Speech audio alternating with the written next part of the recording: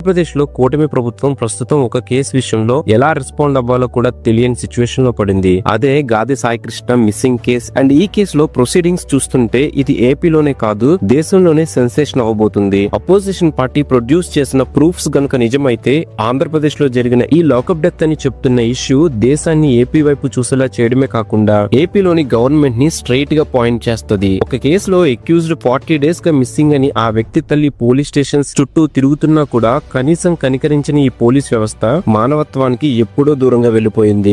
సాయి కృష్ణ అనే 23 years అబ్బాయిని కృష్ణలంక నుండి మార్కాపురం వెళ్లి సాధారణ పనులు చేసుకుంటుంటే నాన్ బెయిలబుల్ కేసులో ఇన్వెస్టిగేట్ చేయాలి అని చెప్పి మార్కాపురం వద్ద కృష్ణలంక పోలీసులు అరెస్ట్ చేశారు. ఆ రోజు నుంచి ఇప్పటి వరకు సాయి కృష్ణ ఏమయ్యాడో తెలియదు.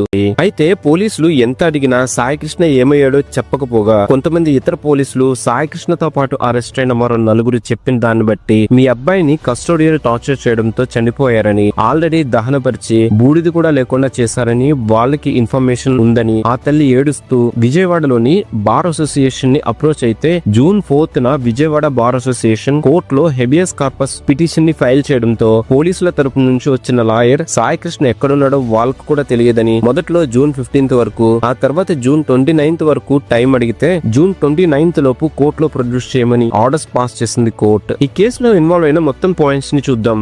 పాయింట్ 1, ఈ కేసుని సిఐ నాగరాజు పర్సనల్ గా తీసుకుని సాయి కృష్ణ అంతు చూస్తానని ఎన్నోసార్లు సాయి కృష్ణ తల్లికి చెప్పడంతో హడలిపోయిన ఆ తల్లి ఏం చేయాలో కూడా అర్థం కాక ఆల్రెడీ నేర చరిత్ర తన కొడుకు మీద ఉండడంతో అట్లీస్ట్ బాడీ అయినా ఇవ్వమని, కుదరకపోతే బూడిద అయినా ఇవ్వమని అడిగే సిచ్యువేషన్ కి వచ్చారు. ఎంత పెద్ద తప్పు చేసినా సరే పోలీసులకు లా అండ్ ఆర్డర్ ని డైరెక్ట్ గా ఇంప్లిమెంట్ చేసే అధికారం లేదు అనేది అందరికీ తెలిసిన విషయమే. అరెస్ట్ చేసిన విత్ ఇన్ 24 hours లో కోర్టులో ప్రొడ్యూస్ చేయాలి అండ్ కోర్టు ఒప్పుకుంటేనే పోలీస్ కస్టడీని యూజ్ చేయాలి. కృష్ణలంక పోలీస్ స్టేషన్ నుండి ఏ ఒక్కరు కూడా ఈ కేసులో ఎలాంటి తప్పు జరగలేదని చెప్పడానికి గాని దానికోసం ఎక్స్ప్లెనేషన్ ఇవ్వడానికి గాని ముందుకు రాలేదు.